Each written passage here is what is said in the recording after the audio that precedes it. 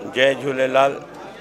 अॼु असां सिंधी समाज लाइ पंहिंजी ॿोली खे बचाइण लाइ, पंहिंजे संस्कारनि खे बचाइण लाइ अगरि असां इन जो सिधो ऐं सरल विकल्प ॻोल्हियूं था त असांखे ॿारनि खे दरबारनि सां गॾु जोड़णु खपे। अगरि दरबारनि सां असां ॿारनि खे जोड़ींदासीं त संस्कार बि ईंदा ऐं ॿोली बि बचंदी। जय झूलेलाल। फ़ख़्रु आहे मां सिंधी आहियां। मूंखे फ़ख़्रु आहे मां सिंधी आहियां। जय झूलेलाल। सिंधियत खे बचायो। असांखे पंहिंजे सिंधियुनि भाउरनि सां ॾाढो गर्व आहे। सिंधी अबाणी बोली, मिठी अबाणी बोली। जय झूलेलाल।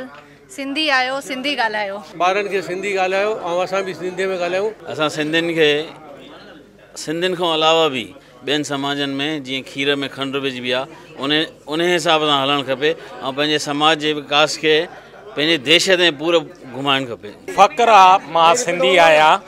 सिंधी ॿोली अमर रहे। पंहिंजे सिंधी लाइ गर्व आहे। सिंधी आयो त सिंधी ॻाल्हायो। जय झूलेलाल। सिंधी सदाईं वसूं वधूं पिया। पंहिंजी क़ौम खे जीवित रखो। सिंधी आयो सिंधी ॻाल्हायो। सिंधी आहियां इन ते मूंखे फ़ख़्रु आहे। सिंधी ॿोली असांजी अबाणी ॿोली, मिठी ॿोली। जीए मुंहिंजी सिंध मां त घुरियां पंहिंजी जिंद।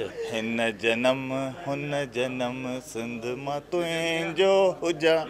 मां सिंधी आहियां, मां सिंधी आहियां। असांखे फ़ख़्रु आहे असां सिंधी आहियूं। सिंधी आहियां, सिंधी ॻाल्हायो। फ़ख़्रु मां सिंधी आहियां। सुहिणा सिंधी, प्यारा सिंधी, दिलवारा सिंधी। सिंधी आहियूं, सिंधी में बसि रहियूं। मूंखे नाज़ आहे मां सिंधी आहियां। असांखे फ़ख़्रु आहे असां सिंधी आहियूं। जंहिं जातीअ जंहिं देश में जनम वरितो असां हुन जे लाइ पंहिंजो फ़र्ज़ु निभायूं। भले दुनिया जी कहिड़ी बि जिंद में हुजां, आहियां सिंधी आहियां, मां इहो फ़ख़्रु सोचवां। मूंखे फ़ख़्रु आहे कि मां सिंधी आहियां। जेको चवंदो झूलेलाल ख़ुशि रहंदो पूरे साल। सिंधी अबाणी बोली, मिठड़ी अबाणी बोली। दुनिया जी सभिनी पुराणी संस्कृतीअ मां आहियां। मां सिंधी आहियां। मूंखे गर्व आहे मां सिंधी आहियां। सिंधी ॿोली जे वाधारे लाइ असांजो इहे प्रयास ज़रूरु तव्हांखे वणियो हूंदो।